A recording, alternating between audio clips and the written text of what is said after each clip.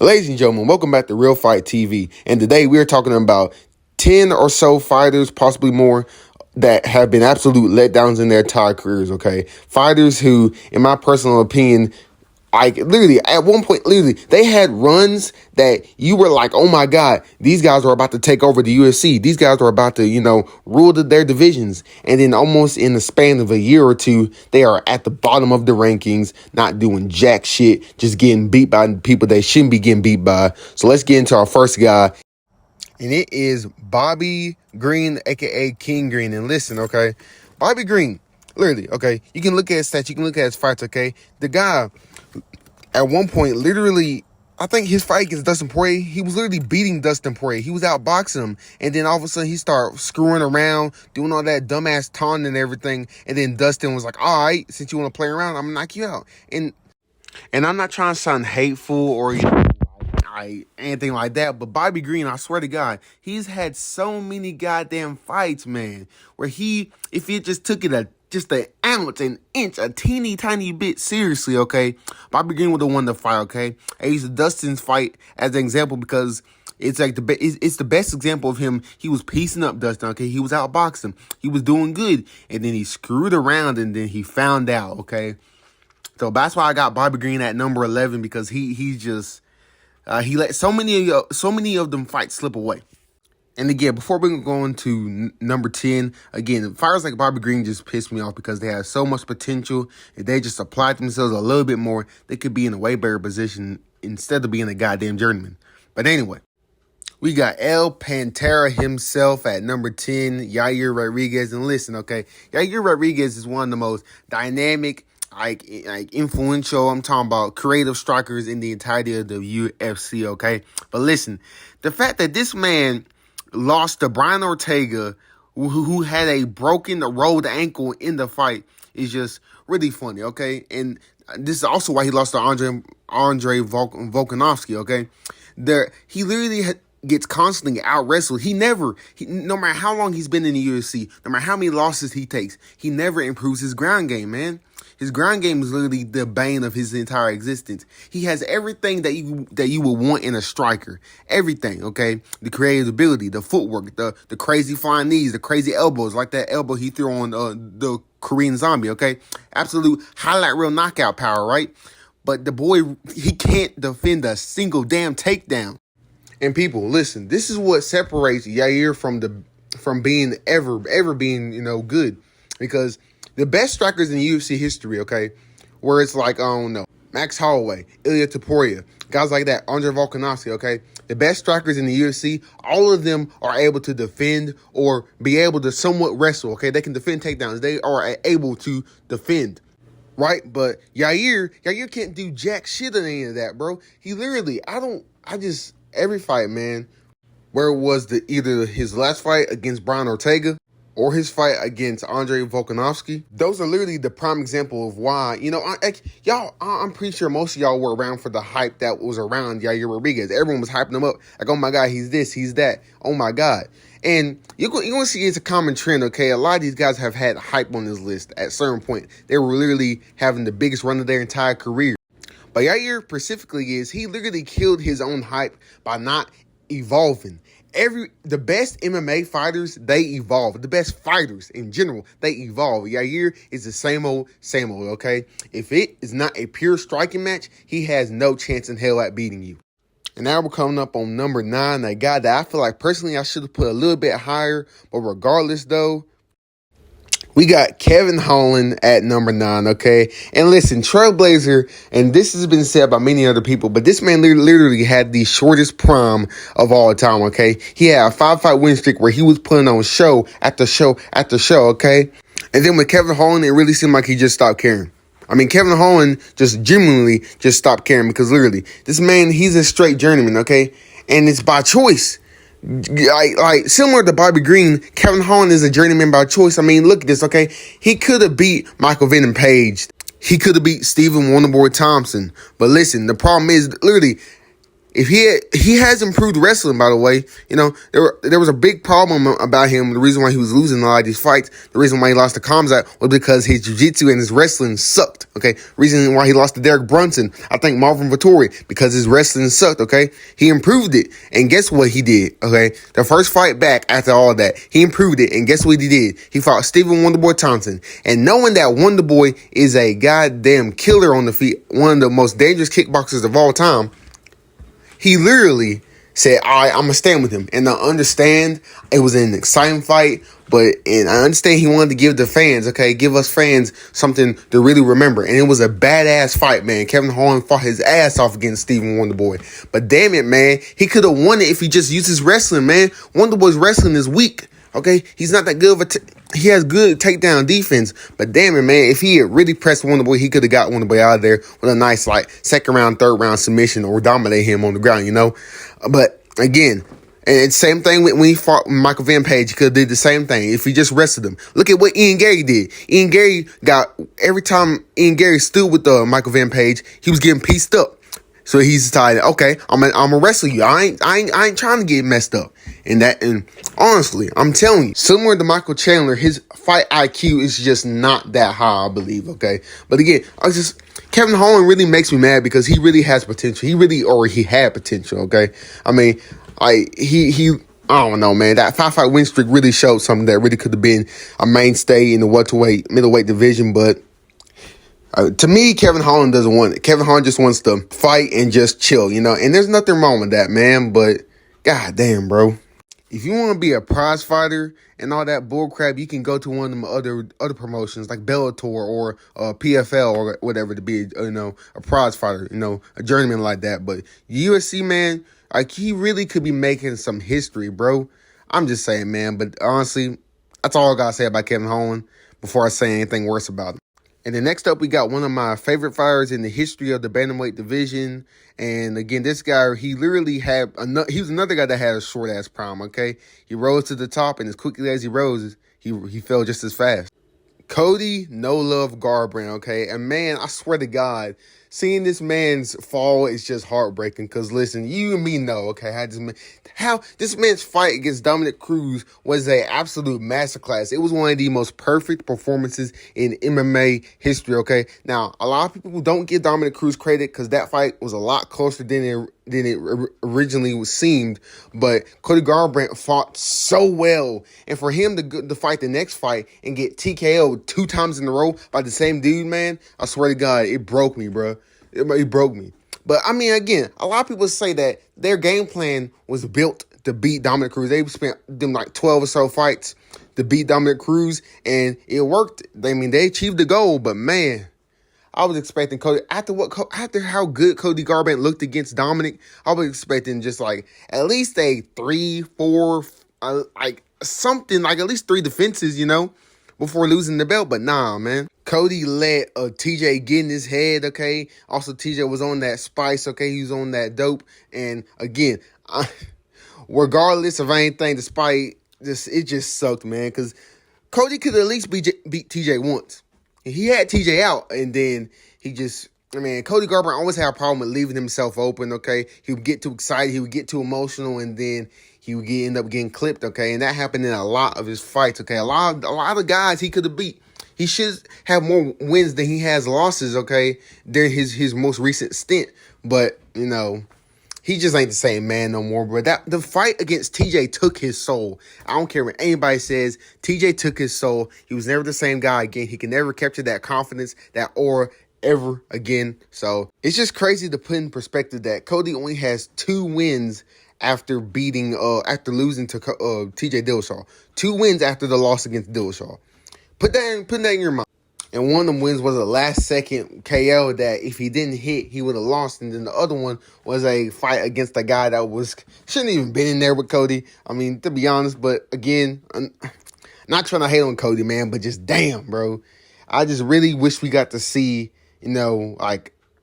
prime Cody Garbrandt for more than just one fight. We literally saw his full potential for one damn fight, bro. But regardless, though, Cody Garbrandt, I hope he just retires. I think he is, but regardless, hope he retires. He had a good run. And also, I can't believe for his last fight, they put him up against Davison Figueroa, okay? And this is bantamweight Figueroa, okay? This isn't, featherweight or flyweight, whatever he was. This is Brandon Figueroa at his full strength, and they put him up against Cody, man. God damn. And now at number 7, we got a guy that pretty much similar to Cody Garbrandt. Everyone thought he was about to go on the most dominant and undisputed reign in bantamweight history, okay? But because of an unforeseen tragedy, it all came crashing down with a bunch of disappointment. Petr Yan, no mercy. Listen, he literally has had his run up until winning the bantamweight strap. It was absolutely flawless, okay? He even beat, I think, Jose Aldo. He beat Uriah Faber. I think he TKO'd both of them. I swear to God, he ran through 2 legends. He ran through a couple other people. He was looking dominant. And then he won the strap. Everything looked good, okay? I think he defended it once. Yan was looking like a monster. And then he fought Aljamain Mother Truckin' Sterling, bro.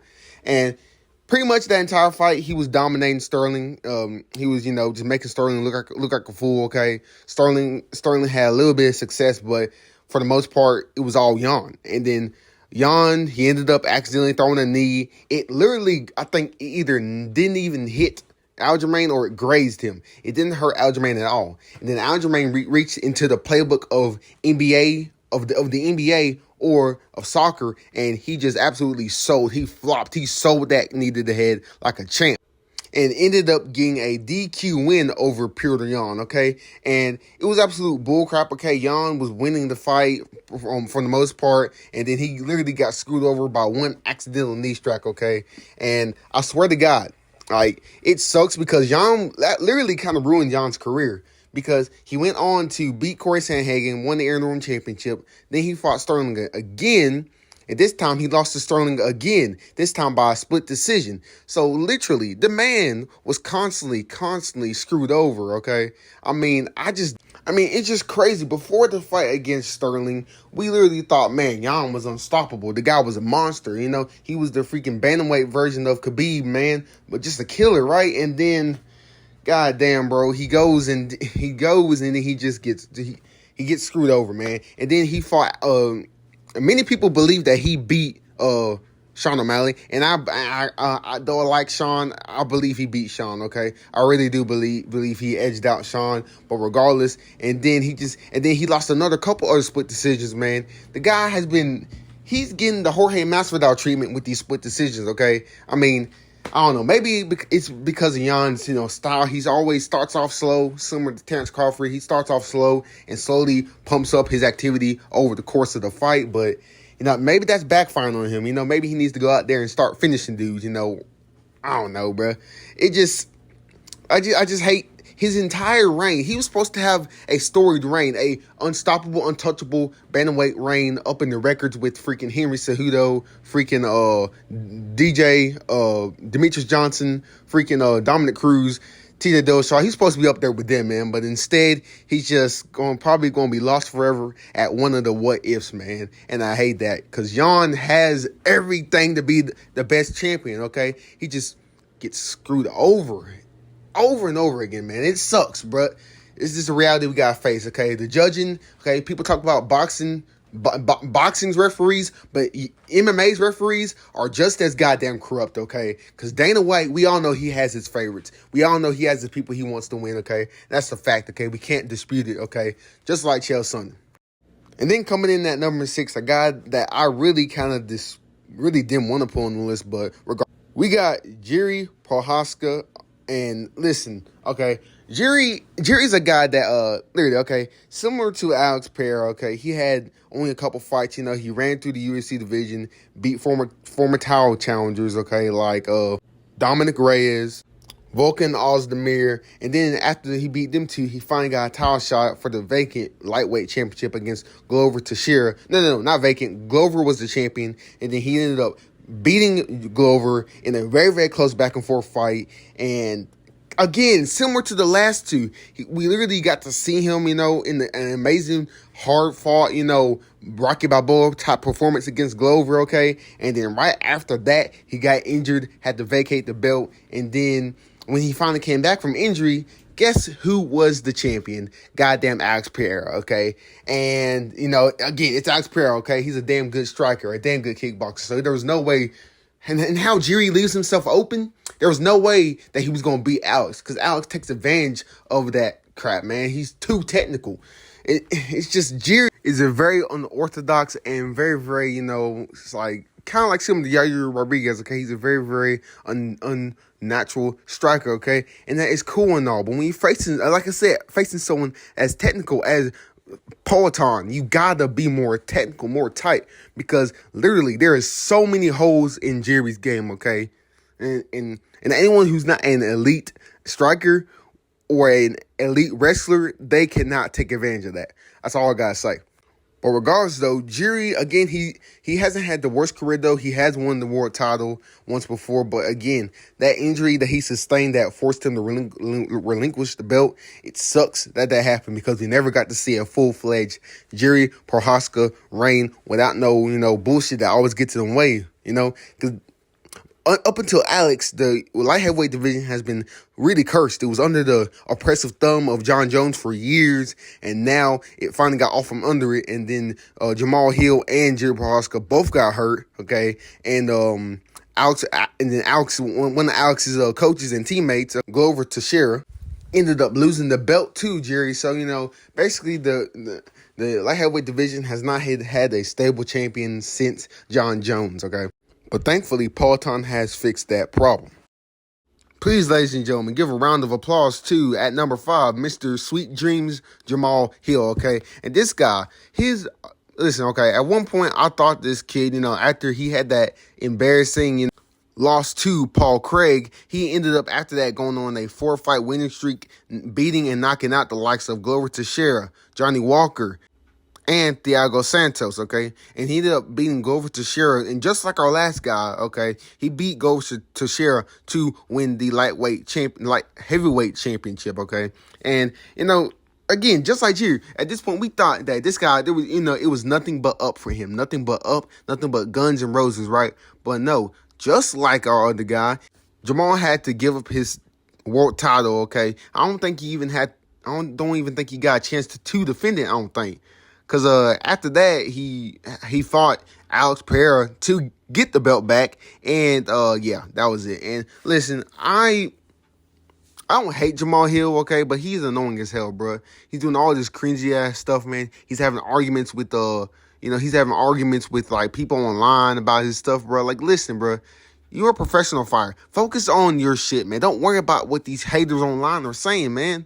Literally, I think Jamahal Hill was more worried about having beefs outside the ring than anything, okay? Doing all this stuff, yawning at Alex, knocking out Khalil Roundtree, when Khalil Roundtree put up a way better fight than his ass ever could have or did. So, I'm just saying, but regardless, let's get to why this man right here is a big disappointment. He literally allows his mouth to get him in situations that he has no business being in, okay? Jamahal Hill, what's happening right now is really making me think that Jamahal Hill is severely overrated, okay? He's not as good as a striker that people make him out to be, okay? That knockout win against Johnny Walker really overrates his striking, I believe. And he actually has really good wrestling, but just like many of these other dumbasses, okay? Even Ankalaev is saying, oh, man, I'm going to wrestle Alex, bro.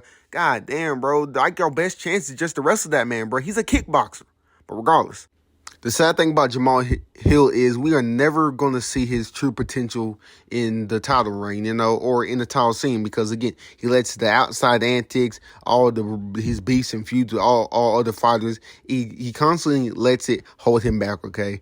And, again, I really believe that if he had actually fought Khalil Roundtree would have murdered this brother. I'm sorry, but he would have got killed by Roundtree. Because if Roundtree can survive 4 rounds with Alex while this man only survived like a minute and Alex only had to throw 1 punch, like, bro, come on, bro. But anyway, though, Jamahal Hill, ladies and gentlemen, the annoying asshole that no one likes anymore. He literally killed his own popularity by all this bullshit he's doing. And to be honest, I feel like I should have put Jamal higher if it wasn't for this man right here. Conor McGregor's crazy ex-boyfriend, Michael Iron Chandler. And listen, ladies and gentlemen, we got to get serious about Michael Chandler real quick. This man literally wasted 2 of his careers. Before I say that, This man, keep in mind, this man is literally 2-3, 2-4 in the UFC or something like that. Only 2 wins, okay? And one of them, he was getting, quite honestly, outstruck and outmoved by an old man, Tony Ferguson, up until he threw that front kick. But regardless, this man literally wasted like the rest of his prime waiting and trying to get that Conor McGregor mega fight, okay, which never came to fruition. And I don't know why any of us even had a slight glimpse of hope that fight would ever happen, because Conor has not fought since 2021. After that goddamn fight against that horrible fight against Dustin Poirier, okay? And we all know why Conor ain't fighting. First of all, he got too much money, so why fight? And second of all, that man is pumped full of so many steroids that even Arnold Schwarzenegger and Ronnie Coleman would be jealous of him, okay? Because swear to God, man, Conor is not natty no more. Now, again, listen, Michael Chandler, I really feel like, because many people say this man has horrible IQ, and I really believe that is a major detriment in his UFC career, okay? Because if he had fought Gaethje smarter, because, again, I understand what he's doing. He wants to give the fans a fight worth the money, and I completely respect that, okay? But the problem about him is he cares so much about that he literally throws away any opportunity to win. Like, literally. Like, for example, he had Justin Gaethje rocked multiple times in their fight, and he could have finished Gaethje, but because he wanted to put on the show, he ended up doing some dumbass stuff and ended up basically giving the fight to Gaethje. And I feel the same way about the Charles Oliveira fight. He had a chance to beat Charles Oliveira, but okay, he got too confident. He hurt Charles early. He tried to finish Charles, and he gave Charles a massive opening, and Charles ended up stopping him. And yes, at UFC 309, they are having a big-time rematch. And again, I'm excited to see them square off again, but you gotta just think, Chandler had so many other fights he could have fought in between waiting for Conor, you know. I mean, I understand everyone wants that payday, but listen, Conor ain't giving out that payday to just anybody, bruh. He literally hasn't fought anyone. After he took that ass whooping from Khabib, he hasn't fought anyone but Dustin Poirier. Think about that. So unless you're on the level of Dustin Poirier, you are not getting that money fight. And I do not believe Michael is on the level of any of them fighters that Conor's ever fought. So he doesn't deserve a money fight. Regardless, though, Michael Chandler's downfall is ultimately because of his low IQ and his desperate obsession over Conor McGregor. I mean, listen, he even called out Conor McGregor on Monday Night Raw one time. Like, bro, how desperate can you get with this shit, dude? Like, Michael Chandler, just move on, bro. But finally, he's moved on to Charles Oliveira. And let's hope that he can get another title shot before his career ends, because he's already 38, 39 or something like that. So the clock is ticking for him and Charles Oliveira. So let's see what happens. And as an honorable mention, I got Steve Erceg. And y'all might be shocked at this, but I got Steve Erceg here because he really had a lot of hype and a lot of potential behind him, okay? People were talking Steve up like crazy. He should have beat Pantoja for the belt, but you know how the judging goes. He apparently didn't do enough, so that ends that. But regardless, what really is the problem is we all lose against the champ, okay? We it's okay to lose against the champ. There's nothing wrong with that. But the problem with Astro Boy is his loss against Kakar France, okay? I think he lost to someone else too. But regardless, Astro Boy is kind of falling off hard, okay? He took the loss to the champ, and now he seemingly can't recover, okay? With a surging Kakar France, and it's kind of crazy, you know? And I don't think Pantoja has had that many fights in the UFC. I think only 6 or something like that. But still, man, it just... I really hope he's not another Darren Till situation, you know. He fights for the title, loses dramatically, and then ends up falling off the face of the goddamn earth. I really hope that's not the case with old Steve here, because I really like him, okay? He really got some cool aesthetic and a cool fighting style, okay? So I really hope he can recover and go back for the championship. But again, it's too early to call his career a bust, but let's hope he doesn't become another Darren Till, man, because that would be a sad sight to see. But again, though, okay, I'm just saying, though, I put him on this list because of his knockout against Kakar France. Kakar France knocked the ever-living shit out of that man, bro. You cannot deny it. He was out cold. I hope he's okay, because, listen, just like Volkanovski, some people don't recover that well once a guy gets knocked out for the very first time, his chin's weak. It's weaker. It's susceptible, you know? He just gets knocked out left, right, and center. But again, I might be calling it too early. I hope Steve Erceg he gets back on track. But signs right now are not looking good. And next we got one of the heavyweights that I'm really excited to talk about. Tai Tuivasa, okay? At one point, man, this guy's a little prime, okay? He had so many wins up under his belt, okay? He beat Derek Lewis. He beat Greg Hardy. He beat some other top-tier heavyweights, okay? I mean, Bam Bam was literally killing everybody, bro. He was taking out all the heavyweights. He was literally like the MMA version of Mike Tyson at one point, okay? He was wrecking all these people, okay? His fight against Derek Lewis was like probably the best fight of his entire career. And then I don't know where exactly his fall off started, but I think it just seemed that everyone started to figure him out, okay? If he couldn't knock you out, then he was getting knocked out, you know? He's literally the definition of a 50-50 heavyweight. If his defense is trash, his wrestling skills is trash. I mean, not most of his losses. I mean, he's taken like 4 straight knockout losses, okay? Keep in mind, okay? Keep this in mind, ladies and gentlemen. Tai Tuivasa was 15-3 before his fight against Cyril Gane, okay? And listen, that was absolutely insanity. That fight was he actually almost knocked out Cyril Gane, if I'm not mistaken, and gave Cyril Gane one of his toughest fights of his entire career. And now he is sitting on I think, 5-fight losing streak. I think 3 straight knockout losses, 1 submission loss, and then finally a split decision loss against Josir Rosenstruck. And to me, like literally, Tai Tuivasa was literally one of the most dangerous fighters back in 2019, 2022, 2021. Like, he was rocking everybody, beating up legends, man. He was one of the most exciting Australians other than Volkanovski, like, in the company at that point, bro. One of the best heavyweights. And now this man's literally just having the most boring fights, getting submitted by like just random guys, man. I'm not random people. He's fighting killers, man. Don't doubt Tai Tuivasa, okay? He is fighting some goddamn killers, and that is where the problem lies. Similar to Mike Tyson, after he took his first loss, kind of like the fear factor, the aura that he held, it went away, okay? People knew that if you just outboxed Tai Tuivasa or you just out-wrestled him, you could beat him. I mean, literally, like, for example, his fight against Derek Lewis.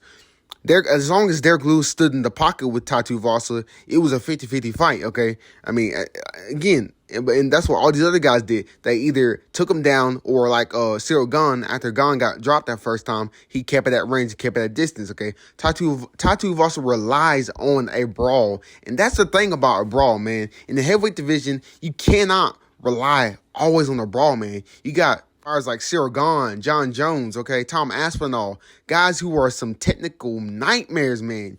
And that is why Tai Tuivasa might not be in the UFC much longer, man. He's on a 5-6 fight skid. I don't know, man. He might turn into the heavyweight version of Tony Ferguson, but I hope he can turn. It's just crazy to see fighters like this. Like, literally, if you look like 3 or so years ago, they were on top of the world, okay? They were on top of the world, 3-fight, number 3 ranked. I mean, it was amazing. And now he's at the bottom of the rankings, 12th, a couple more losses, and he's going to be unranked, man. Like, but this is what Tai Tuivasa gets. He did not expand his game, okay? Like, when he was fighting, like, whenever he had that 5 or 6 winning streak, okay, where he was knocking out Derek Lewis, okay, he literally relied only on his brawling, okay? Everyone tried to go up there, because, again, Tai Tuivasa was an easy man to hit, so everyone thought, oh, yeah, I'm hitting him, okay. You know, and then Tai Tuivasa lured them in, getting them comfortable, making them thinking they can knock him out, and then he would catch him like Greg Hardy, boom, right over the top and laid them brothers out.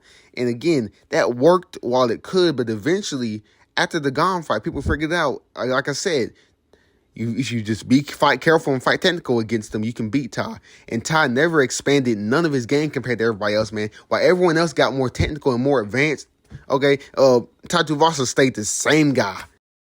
And next up, ladies and gentlemen, at this spot, we got a very curious case that I think a lot of y'all are going to agree with me with, that he deserves to be at this spot, because what the hell happened to Kelvin Gastelum, okay? This man, I swear to God, Kelvin Gastelum hurts my goddamn brain, bro. He went from beating Uriah Hall in The Ultimate Fighter, okay? Having the fight of the goddamn year against Israel Adesanya, okay? Being literally fingernails fingernails away from winning the interim middleweight championship. And now all of a sudden, this man is just like Tai Tuivasa. He's literally a 50-50 fighter. But at least Kelvin can win here and there. Tai can't find a win to save his damn life. But again, man, Kelvin Gastelum hurts my brain, bro. He literally was on top. He literally, after the fight against Izzy was his peak. Israel was his peak, okay? And you know what's funny? Kelvin could have easily won that fight. He had Izzy rocked, hurt, and gassed at one point, man. And you know what he decided to do? He decided to shoot for a damn takedown, bro. Like, oh my God. I don't understand why MMA if someone can explain to me why MMA fighters, when they get someone hurt, that they shoot for the takedown. If y'all can explain that to me, please do, because that's the stupidest thing of all time, bro. If you get someone hurt, if you take them down immediately afterwards, that gives them time to recover, man. And Kelvin gave Israel. We would have never got the run that Izzy went on. Okay, we would have never got Alex versus Israel 3 and 4 if it wasn't for Kelvin's stupid ass takedown. Regardless, though, after that, man, he just fell off the face of the earth, man. He just lost to everybody. He fought everybody, and again, as you see on the screen, his last fight was a win, but Kelvin literally never reached his full potential, man. I don't know if it was just that fight against Izzy took it all out of him, or if he's just timid, he's scared now. I don't know what, but regardless, the former Ultimate Fighter winner, it's safe to say that his career has been officially just in the dumps, man. He's 19-9. Hopefully he can keep on winning and get back on track, but again, like most fighters, he's a journeyman, man. I don't know what else to say about Kelvin, man. He just hurts my brain. He's a journeyman, and he can't maintain a winning streak to save his life. But anyway, though, let's get on to the other one. And now we're down to number one. A little disclaimer: this list is just my own opinion and what I've seen over the course of the years. Please don't take it that seriously. I'm just having fun. But speaking of having fun, let's talk about a girl that seems to never have fun doing anything, and it is the most thuggish, or a woman who used to be the most thuggish girl in all of MMA, Thug Rose. Okay, she recently lost to Erin Blanchfield, and I won't talk too much about her because I made a video all talking about this and her whole situation. So regardless, Rose Namajunas, she really hurts my brain, just like Kelvin Gastelum. She literally, her little feuds and rivalry with Joanna and Zhang, she literally peaked after that because she left Trevor Whitman shortly after them fights, and now she's with her husband or boyfriend Pat Barry, not doing really anything. I don't know if it's something that Pat Barry's doing, but she's lost all her aggression. She's no longer the thug. She might as well take thug out of her name, because she's no thug. She's a butterfly. She's a freaking caterpillar. She don't do nothing, bro. Okay, she should have never lost her belt. If this was the Thug Rose that fought Joanna and Zhang, she would have knocked out Carla Esparza, knocked out Erin Blanchfield, and knocked out practically. She should not have a single loss on her record right now. Okay, after them fights against Zhang, she should be still champ in the strawweight division, chilling. But nope, Pat Barry telling her what she wants to hear instead of telling her to, hey girl, get your fucking ass and start doing shit, bro, before we lose this belt. But no, it's old Rose. Be gentle with no, fuck that, bro. We doing stuff to get wins, bro. This is MMA, bro. This is serious shit, man. All these butterflies and stuff, man. This is why I prefer that husbands and wives or whatever are not coaching each other, because they're going to tell each other shit that they want to hear, okay? Now, but they need to hear. But regardless, okay, take that with what you will. But right now, Thug Rose is on a real trajectory for destruction, man, because she's falling off, okay? She's 14-7. She's lost her belt. She's lost against Erin Blanchfield, who was quite honestly mediocre as hell, okay? If Rose had just stepped on the gas pedal just a little bit, she would have beat her. But regardless, this girl literally, her potential, she could literally be the greatest she could be up there with Amanda Nunes, okay, Ronda Rousey, as one of the greatest female fighters of all time in MMA. But no, Pat Barry, she decides to do whatever the hell she's doing with Pat Barry and just fuck around, bro. I don't even understand, okay? I said I wasn't going to talk too much about her, but Jesus Christ, she frustrates the hell out of me, okay? She had the gold in her hands, bro, and then she just, like Rory McDonald, lost the fire. And ladies and gentlemen, before we end the video, yeah, I know you thought the intro was about to play. Listen, ladies and gentlemen, I got one more extra fighter that I was Now, he was actually supposed to be number 2, but I completely forgot about him. And here you go, a little freebie. The main man, the man that blames all his losses on being drunk, Paulo the Eraser Costa. Now, you would think, right, with a dude with the name The Eraser, you would think he would be knocking out literally everybody. And he was. At the start of his career, he was like 11-0, okay? After getting cut from the UFC, after losing in the Ultimate Fighter, he came back with a vengeance, winning 5 straight fights in a row, knocking out the likes of Uriah Hall, Johnny Hendricks, a former welterweight world champion, and with like 5 straight knockouts, essentially. This guy was looking like a killer, looking like he was living up to his name, The Eraser. And them 5 victories eventually got him a title shot against Izzy, and we all know what happened, okay? Izzy beat him down, humped him, knocked him out, and, Paulo blamed it on alcohol. And it's crazy to think that at one point we saw Paulo as one of the most dangerous guys of all time. He had a back and forth war against Yoel Romero. And he went from having wars and bangers with Yoel Romero and Izzy to winning 1 fight in 4 years. Yes, his last victory was against an old man, Luke Rockhold, okay? He was literally at the end of his prime, okay? He did not put a fight whatsoever, okay? Paulo stomped him and it was it. Funny enough, Paulo even got embarrassed against that fight, even though he dominated it for the majority of it. And then he goes on to get embarrassed by Marvin Vettori, by Sean Strickland, and it's crazy. Like, I mean, again, okay, just like Tai Tuivasa, okay, Paulo Costa was a one-note fighter, okay? As long as you were willing to stand in the pocket and bang with the dude, he was going to kill you every single day of the week. But if you did like Izzy, fight at distance, or you did like Marvin Vettori, okay, or Sean Strickland, and used the wrestling and used just more technique on him, okay, just like Tai Tuivasa, he was going to falter and break down, okay, because again, he wanted you to bring the war to him. He wanted you to stand there like a little dummy and get rocked. And like, listen, okay, Paulo Costa is a guy who, similar to like Conor, he kind of got hurt because of his inactivity, okay? The years where he should have been, still fighting and running through the division, he sat on the shelf, kept on waiting and waiting, kept having multiple fights canceled, and now he is irrelevant. It's irrelevant. It's crazy to think that Paulo Costa at one point was a number 1 contender for the world middleweight title. Okay, it's crazy that at one point he was considered one of the top 10 because he's a shell of himself. He needs to go somewhere else because honestly, he does not belong in the UFC no more, man. And I hate it because despite all of Paulo Costa's antics and his downfall, he was one of the most entertaining fighters of all time. Okay, his stuff with Izzy, his stuff with Yoel, absolute pure comedy. Okay, go check out that man's Twitter, bro. He's a psychopath. Regardless, ladies and gentlemen, I did not intend for this video to be this long, but regardless, hope you all enjoyed. And I am out of this thing, bro.